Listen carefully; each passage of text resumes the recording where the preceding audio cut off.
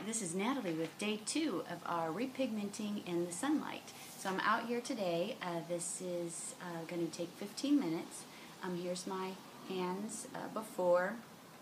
I have taken pictures and posting it on a new website for us. And so we'll have pictures every few days to show you the new freckling that will occur. While I'm sitting outside, I thought what I would do is take a moment to answer some of the email that I get.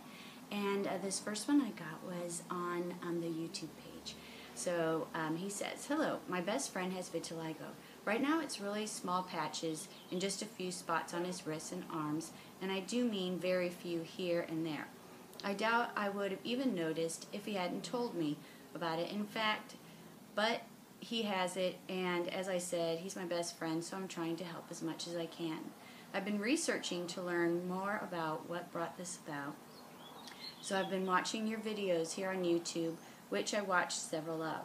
From what I saw, it seems like most who write you ask about what works, what to try, and about going outside. But since I don't have it, and my friend does, I think my question will be different in that I'd like to know if you might have any suggestions for me on how to help.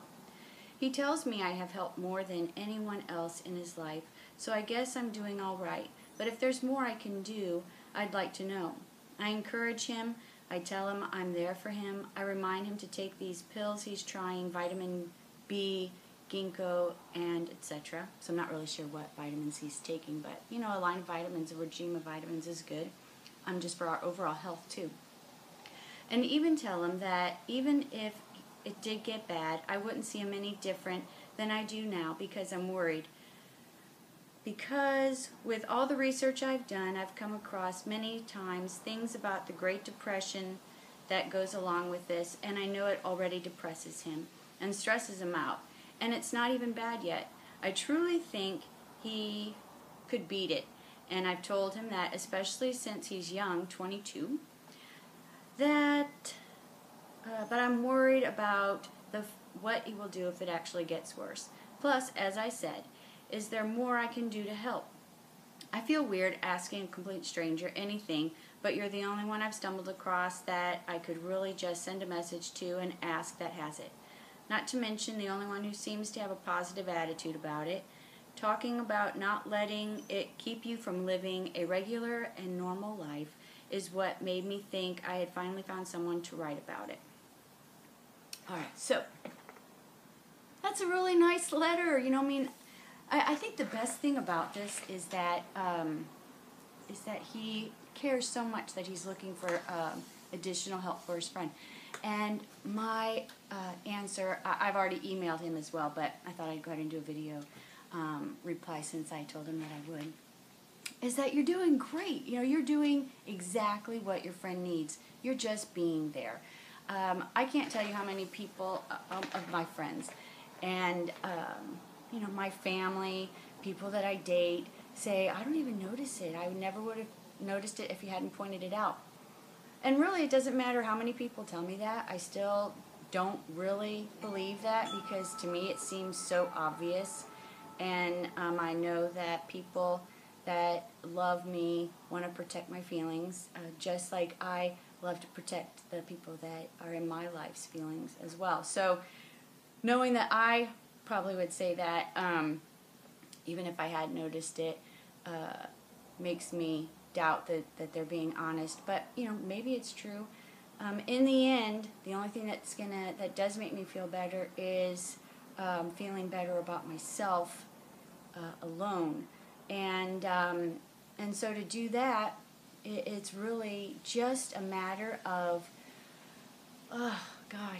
relearning how I think about myself, and also having a strong sense of self. I don't mean a bloated ego. You know, you don't have to walk around thinking that you're the greatest thing on earth, but that you're comfortable with yourself. And I know that that's very difficult. Your friend might experience, or might not, since you say it's really not advanced, he may or may not experience people looking at it. But, and I've told this story before, you know, one time I was at a family function and somebody, child, came up to me, and I didn't have any of my lotion on, so it was just, my hands were just like this. And she was about, oh gosh, I'd say like 3 or 4, maybe, I don't know, 3, 4, 5, something like that. Young and still so innocent. And so she came over to me, and she pointed to my hand and said, "What's that?" But she didn't really say it like, ooh, she goes, "What's that?" And so I said, "Oh," and just as I was about to explain it, oops, her father came over and like took her hand and said, "Don't ask questions like that." And I said, no, that's fine. I was just going to explain it to her, if you don't mind. And he said, "Oh, okay." And so I just said to her that it's kind of like freckles, but the opposite. So instead of me getting little brown spots on my skin, I get white patches on my skin. And I said, and it doesn't hurt or anything, so if you want to touch it, you can. It's not something that you will get or anything. And so she, put her little finger on it and kind of rubbed it, and then just ran off like, all right, well, whatever. It didn't matter to her. She was just curious as to what it was. And, the funny thing is that it's the adult's reaction that that affected me. And fortunately, it didn't make me feel bad about what I had, but it inspired me that I needed to be very open when anyone asks about it, or if they look at it, to explain in simplistic terms what vitiligo is. And also it showed me just how, as adults, we can be, even though we think that we're so careful and so polite with how we respond to things that are different from what we're used to seeing, that we can show a response that actually does the complete opposite. One time I read an article by someone who was mentally handicapped, not mentally handicapped, I'm sorry, physically handicapped, so they were always in a wheelchair. And they said that the worst part of being in a wheelchair was not that they couldn't walk, was not that it was difficult to get around or change clothes or do anything that used to be easy for them. It was that when they felt invisible, when they were out in public, because nobody would catch his eye, not even to smile or to not smile, but just they would look through him. And don't we normally do that because we don't want to look thinking that it's going to be rude to them, and in fact we're doing just the opposite. We're making them feel invisible. So now when I go out, I always make a point, if I see somebody in a wheelchair, that I look down and smile at them. Or if I see somebody with a child that has a cystic fibrosis or some kind of disability, that they're in a chair and the adult is pushing them around, and the child isn't really focusing on what's around them, and certainly wouldn't notice if I had looked down, but the adult has their head down, and so I always make sure to catch their eye and just smile like, hi, and just so that they also know that they are part of the world, that they are here, and that everything is fine. I think that if we all did that, it would be great. So, roundabout way of saying that being there for our friends is the best thing that we can do. You don't have to have any magic bullet. You don't have to have the answer or help them find a cure or do anything other than just being there for him. And so, you're just a great friend.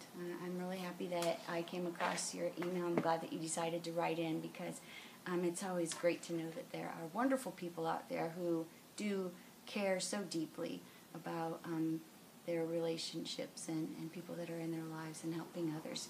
All right, one more. All right, so our next one is from YouTube also. And she says, I am 13 and I have vitiligo. It's literally ruining my life this summer. If you could please post a video soon, I would really appreciate it because it gives me hope.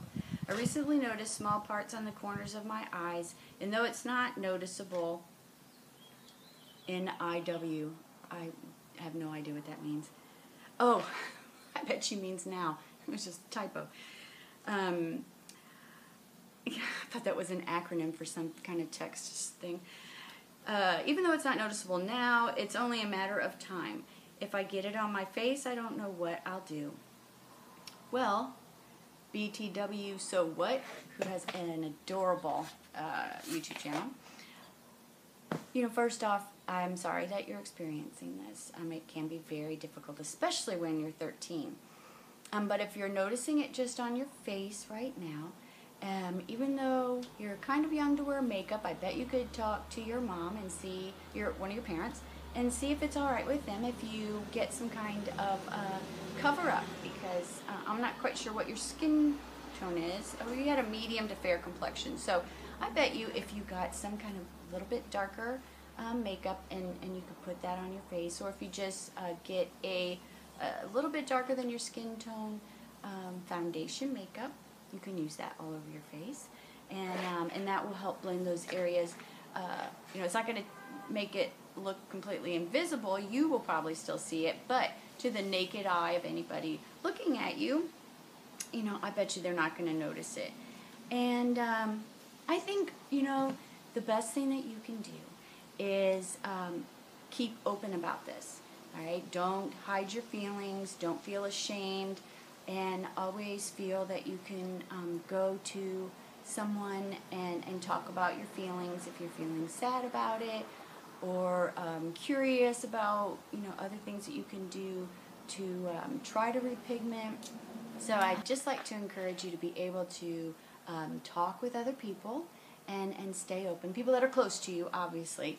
Feel free to write me anytime. I will love to answer you, and know that you're not alone. You know, I know that doesn't help repigment your skin, but just knowing that you're not alone in coping with this, I hope will help you, because you know, you're adorable. I love your videos. Keep doing them. And keep your self-esteem up. I think that's the number one thing. Keep your self-esteem up, and you're going to be just fine, all right? All right, well, I feel like I've been sitting out here for quite some time. Let's see, it's been 14 minutes. We did it. So that's my 15 minutes for today, day 2, and I will be back with you tomorrow, and I'll read some more emails and give you my answers. Bye. See you later.